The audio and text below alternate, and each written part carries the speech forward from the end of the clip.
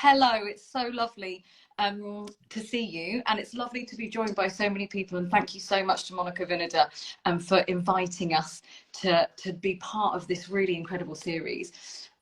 So I did a bit of an introduction, and what I was thinking, Saida, I'm really looking forward, obviously, to speaking to you, which is always lovely. We always love having a chat, don't we? But maybe what I'll do is start off by giving people that don't know about Women for Women International a bit of an overview, and then we've got some questions for you, so then I can kind of hand over to you. So thank you to everyone for joining us. It's really, really lovely to be here. For those of you who don't know, Women for Women International is a charity that works with women who are affected by war. Since we were founded in 1993, we've invested in the power of women, in the power of over 500,000 women who live in countries affected by conflict. We work in places like Afghanistan and Iraq, South Sudan, the Democratic Republic of Nigeria, Bosnia, and Kosovo. Through our transformative year-long Stronger Women, Stronger Nations program, women who live with the daily realities of insecurity and violence related to conflict are equipped with the knowledge and skills to build themselves a livelihood, savings, to build knowledge of their rights, and to also build really vital support networks of other women who have similar lived experience to them. And we know that that is really important. Every day, we see hundreds of women coming to our training centres, all with their own stories of often trauma and loss, but most importantly, with stories of beating the odds. And that's what we invest in that power of women to beat the odds. And what Saida and I see on a daily basis is that with the right support, women can rebuild their lives. Women have the power to break cycles of poverty. They have the power to seize, and they do seize opportunities to create a better future for themselves and for their children. And that's what we invest in, and that's what we're really excited to talk to you about today. We're also really lucky that we have had the support of Monica Vinader for a long time, for longer than even I've worked at Women for Women International. And the brand since 2015 actually have raised more than £200,000 for our work, which we're so grateful for. But they also support us in lots of different ways. So from donating a percentage of profits on key days throughout the year to creating really beautiful special pieces of Monica Vinader jewelry that are then sold in aid of us. But also their wonderful team, who we all love, support us too. They've run half marathons for us, they've supported our campaigns, and they've also helped us raise a significant amount of awareness. And Saida and I are really excited to have this opportunity this evening to speak to the wonderful MV community. So yeah, thank you for being here. And Saida, I really want to pass over to you and for you to tell people a bit about your role at Žene International, and also maybe a bit about your kind of personal journey to getting to this role, and why is it that you want to work in supporting women's rights, and maybe specifically around women who've been affected by conflict and getting to support those issues? Thank you very much. I'm really happy to share this episode with you, and I really hope that after we have our discussion, our followers and the people who are listening will know more about what we are doing. So I'm Seida, as Sara already said, and I am from Bosnia and Herzegovina. I started my journey a long time ago when Women for Women, actually one wonderful woman who is founder of Women for Women, came to Bosnia and Herzegovina during the war. And I have to say that the concept of having the organizations who are working for women and who are taking care of women wasn't known before the war for us in Bosnia and Herzegovina.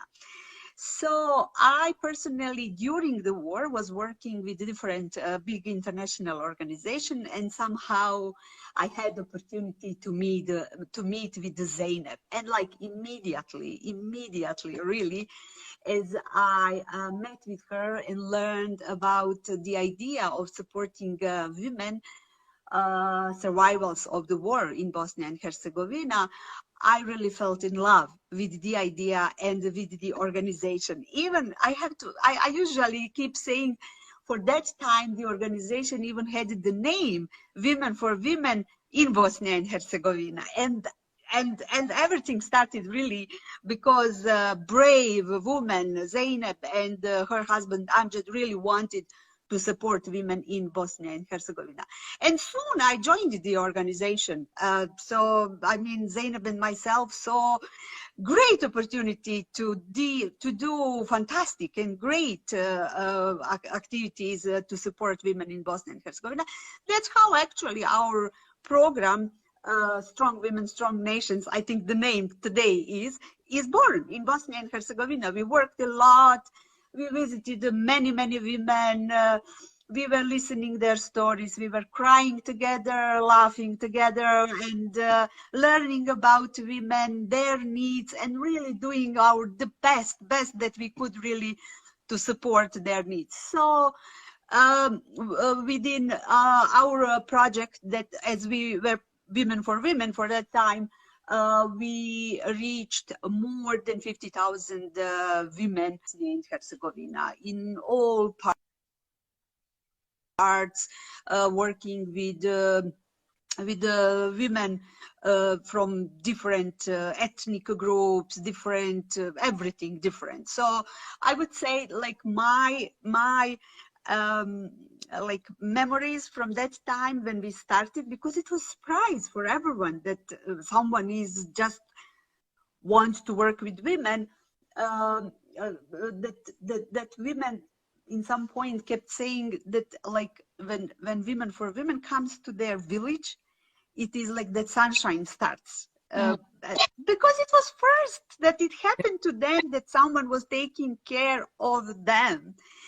And I mean, I also have to say that men were happy also that we exist. But before of that, they would always ask us, can you help us? We will help our women. And as I say, and I always stress out, it was new concept, but really received well in Bosnia and Herzegovina. For that time, it was needs of women were tremendous, and and we started to work with them. When we were saying it's a women's organization, they were always connected with something that it's not really like that they will support. But when they saw what we are doing, that we are providing economical, social, political support to women, teaching them, supporting them, helping them to absolutely that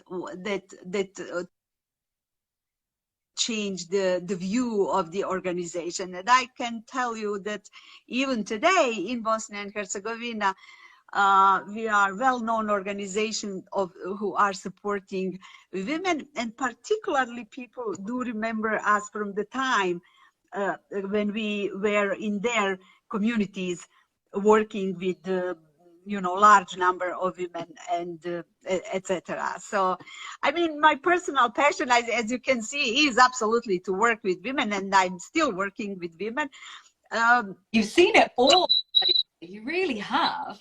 You've seen the whole journey of Women International, which it's fascinating. I mean, I've been here 5 years, and it feels like we've grown so much, but you've really seen all of it, which is fantastic. Absolutely. When we started to work, we were working with women who were affected by war, a lot of women who were widows, women who are internally displaced women who came from all over Bosnia and Herzegovina, and who came to Sarajevo. And like majority of women that we supported were women who came from rural area, from villages, remote villages of Bosnia and Herzegovina, who suddenly came to urban city to live. They never ever worked, and they never were thinking of bringing money to their family. Majority of them were widows as well. So I think that we really did good job. If I usually say great job, I'm quite proud what we did.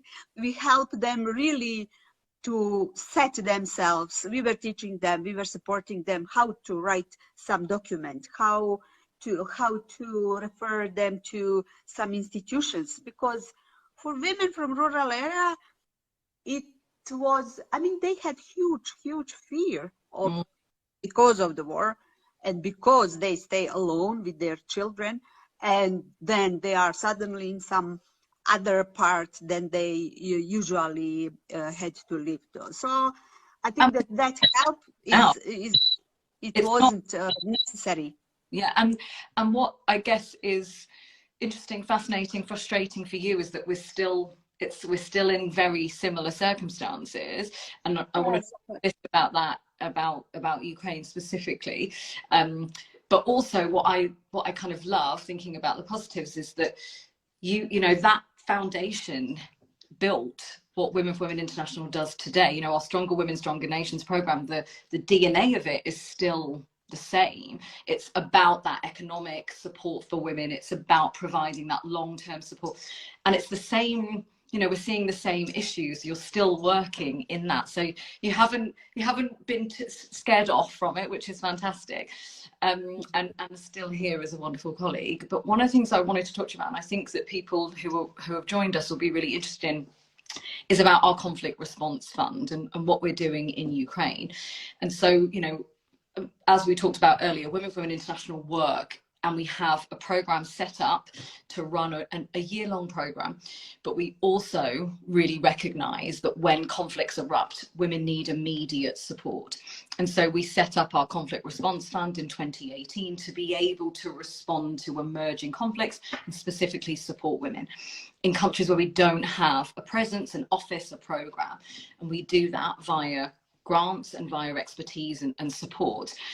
And through that conflict response fund, you know, we've worked in Syria and Myanmar, and our latest response is for Ukraine, is to support women who've been affected by the war in Ukraine, and that's under your leadership. And I think people would be really interested in what we're doing in response and how we're supporting women affected by the war in Ukraine, and also how we're using the conflict response fund specifically to do that.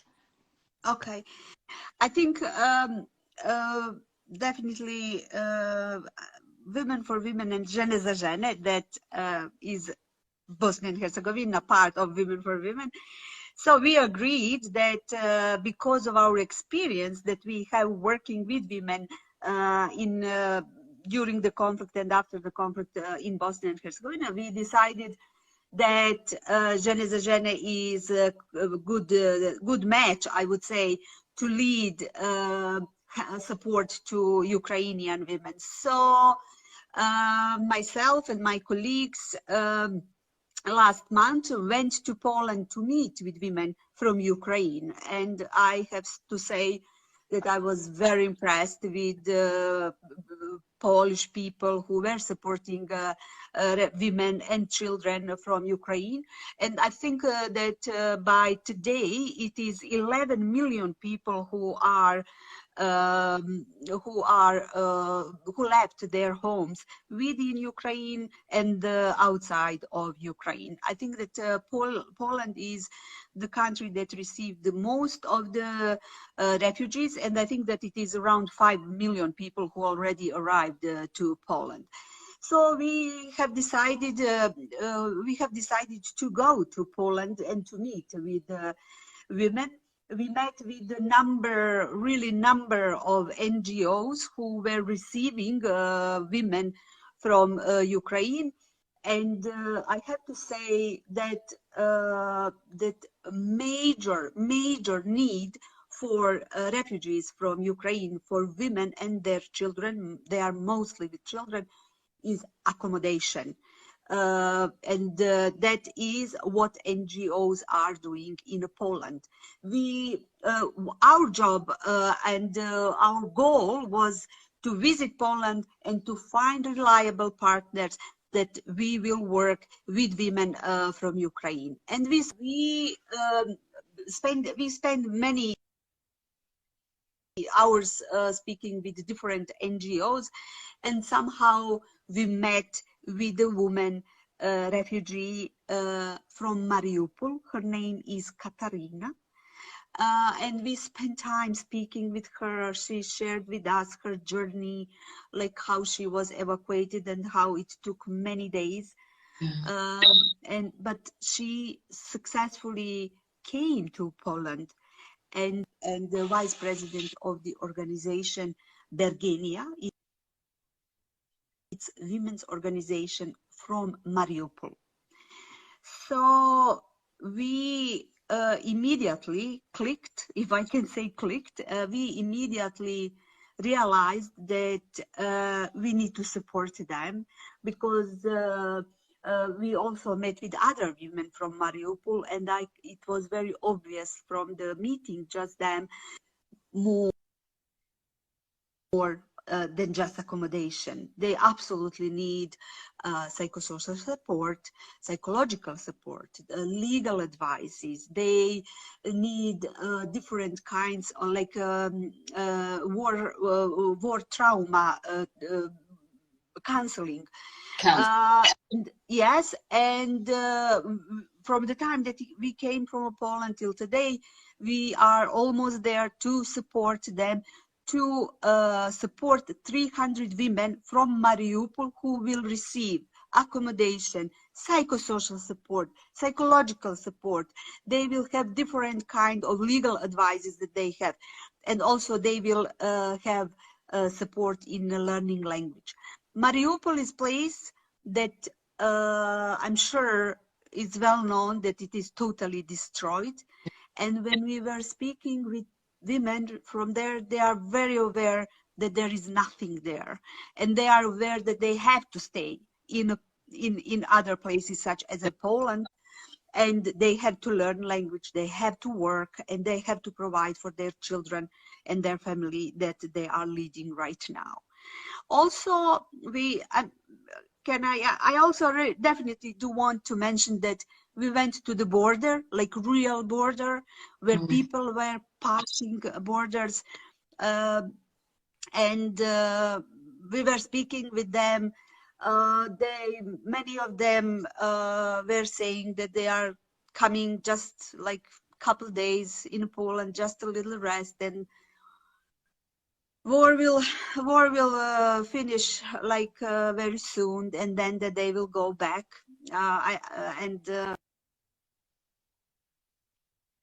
Because that was like I compared how it was, and I had the same feeling during the war. And now with my experience, knowing that it is not short and it is not going to be very short time, I really think that we definitely have to support women from Ukraine and their children. Absolutely. Yeah. And I think it's really interesting what you said, you know, some people are saying we're only going to be here for a couple of days, then we're going to go back, and some people really understand that there's not a huge amount to go back to at the moment, and they have responsibilities to look after their children and find ways and livelihoods to kind of go on, and I feel really proud that Women for Women International under your leadership is doing this. I think it's really necessary, and even though it is difficult, you know, obviously to kind of hear. And I think the thing as well that I find, you know, frustrating is these aren't new stories, are they? You know, we've been hearing this from women affected by conflict for years. In the whole time that you've worked at Women for Women International, since 1993, we've seen countless conflicts where women continue to be affected in so many different ways, but also women are always tend to be the ones that pick up the pieces and hold families and things together, and that's one of the reasons that we invest specifically in women, isn't it? Is that we know they're often peace builders too, aren't they? And so hopefully these women that we're supporting are going to be part of that rebuilding and part of that peace process for Ukraine as well. I feel like talk forever and hours, but obviously we don't have huge amounts of time left. But one of the things that I did want to ask you just about our general program is kind of which is your favorite part of it and why? Because, you know, we do so much, and I'm always really interested to hear what colleagues, you know, think is the most important part or the best bit for them from their perspective, and for you as someone that knows so much about our work. Yeah, I mean, just the women, for me, it is thrilling, really, it's fantastic way to support women in the countries where Women for Women is doing, including Bosnia and Herzegovina, of course. Like, if you ask me these questions long time ago, I would say that it is kind of connection that we are making in between women from the West and people from the West with women in the countries where we are working. But thanks God that technology happened, and that we don't have to exchange letters. People are connected. I can see it from Ukraine now. Yeah. Like these last couple of days, we are speaking with women and women's organization about their needs. I mean, so technology helped in terms of overcome that part which is related to connection. But I would like to say that my personal experience is that, like, building community among women is something what is, I would say, driver for everything else. Everything else.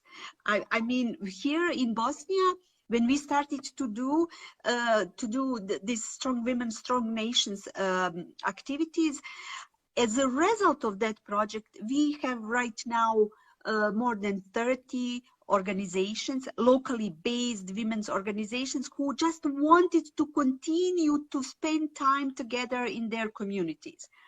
Many of them today are so important in their communities. They are recognized by their municipality, by mayor. They are invited to do things for a municipality.